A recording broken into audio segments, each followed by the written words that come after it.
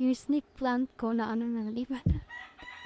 Nawala na yung, hindi, na ano na, naanaog ka na ba? Ang tanya na, nasira, nalanta na. Nalanta na yung dahon. Tapos, na ano, tag niyan, dami niyang amag, parang ganyan.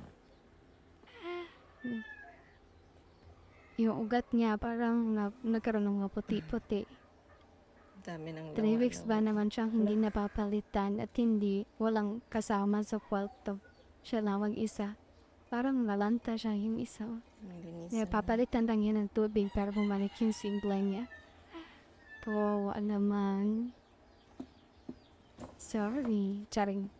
So, papalitan ko lang yan ng tubig para gumanda-ganda ulit tingnan. Parang hapit na maubos yung tubig niya.